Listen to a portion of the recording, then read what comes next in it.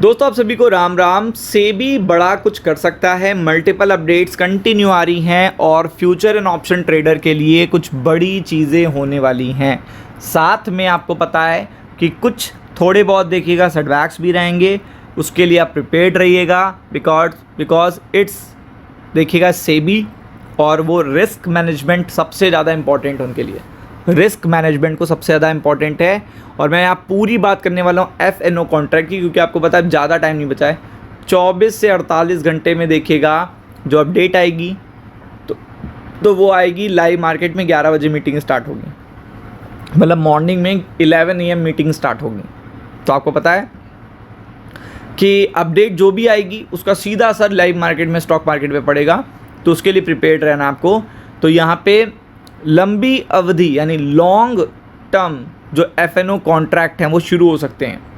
ऐसा देखिएगा कौन कह रहा है, चेयरमैन ऑफ सेबी तुहिन कांत पांडे ने कहा है ये बात।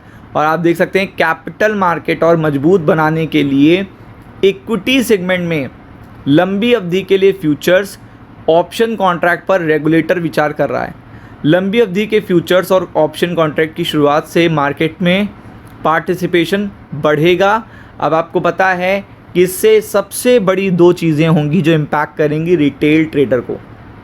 मैं कंटिन्यू इसका डिस्कशन कर रहा हूँ कि इससे सबसे बड़ी बात जो होने वाली है वो एक्चुअल में रिस्क तो मैनेज होगा, नो डाउट रिस्क मैनेज होगा, क्योंकि ये चीज़ें क्या करेंगी, मेल्ट कम देखिए जितना आप लॉन्गर जाओगे उतना प्रीमियम मेल्ट धीरे धीरे होता है।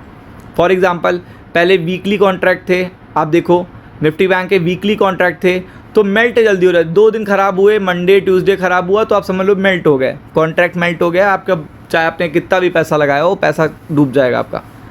अब क्या होता है जब ये मंथली हो गए तो आपको पता है मेल्ट धीरे धीरे होते हैं, तो टाइम मिल जाता है ब्रेक इवन पे आने का, टाइम मिल जाता है कि अगर थोड़ा बहुत मोमेंटम आ गया, अच्छा फ्लो आ गया, कोई न्यूज़ आ गई तो आप पॉजिटिव भी आ जाएगा, प्रॉफिट भी आने लगेगा।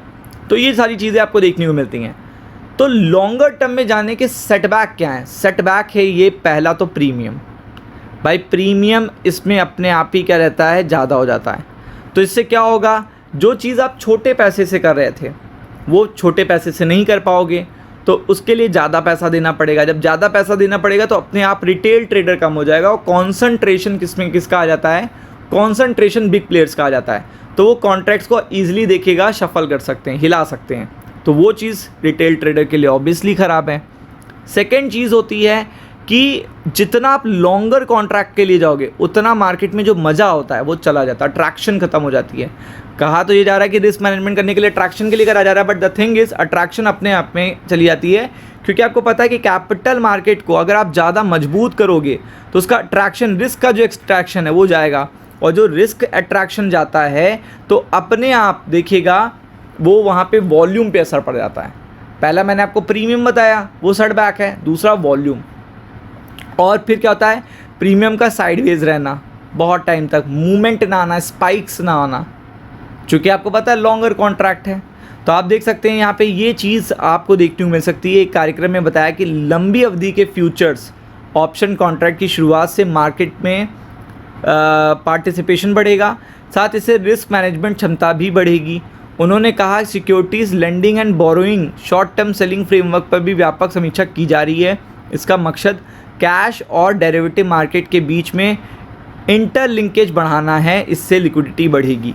तो ये पर्टिकुलर कई मल्टीपल देखिएगा प्रोग्राम्स किए जा रहे हैं, बट आपको पता है कि रिटेल ट्रेडर को अट्रैक्शन वही है जितना रिस्क फैक्टर बढ़े और जितने प्रीमियम्स लो हों और जितना कम टाइम हो, चूँकि वो स्पाइक्स जो होते हैं वो आपको देखिएगा ज़ीरो हीरो समथिंग देखिएगा, मल्टीपल चीज़ें देखने को मिलती हैं। उसी टाइम पर अगर आप देखेंगे तो सबसे ज़्यादा वॉल्यूम भी देखने को मिले थे जब देखिएगा कोविड के बाद का समय था, तो फिर निफ्टी की वीकली एक्सपायरी, बैंक निफ्टी की, तो उस पर्टिकुलर टाइम पे रिटेलर्स ज़्यादा थे, उस पर्टिकुलर टाइम पर देखिएगा इन्वेस्टर ज़्यादा थे, सब ज़्यादा थे। अब थोड़े से कम हो गए, थोड़े से क्या ज़्यादा 40% 50% का फॉल आया है। अब आप कह दो कि क्या लोगों को अब क्या लॉस नहीं हो रहे हैं? लॉस नो डाउट होते हैं, लॉस तो अपनी स्किल के ऊपर है, लॉस नो डाउट होते हैं, बट द थिंग इज़ क्या होता है, वॉल्यूम कम हो जाने के कारण स्पाइक्स बढ़ गए। आपने देखा होगा हाल फिलहाल में स्पाइक्स बहुत आते हैं, मार्केट गैप डाउन होता है तो गैप डाउन ही होता चला जाता है, फिर अप होता है तो अप ही होता चला जाता है, तो स्पाइक्स बहुत ज़्यादा आ रहे हैं। तो ये पर्टिकुलर जो अपडेट आनी है बॉन्ड मार्केट से रिलेटेड भी आएगी, डीलिस्टिंग के नियम से रिलेटेड भी आएगी। अट्रैक्शन बढ़ाने के लिए फोकस किया जा रहा है, अट्रैक्टिव बनाने के लिए फोकस किया जा रहा है। तो ये पर्टिकुलर जो अपडेट आएगी तो इसका बड़ा रिएक्शन आ सकता है मार्केट पे, क्योंकि it is related to future and option contract. तो बी प्रिपेयर्ड फॉर इट, क्योंकि मार्केट इससे परेशान भी हो सकता है। राम राम।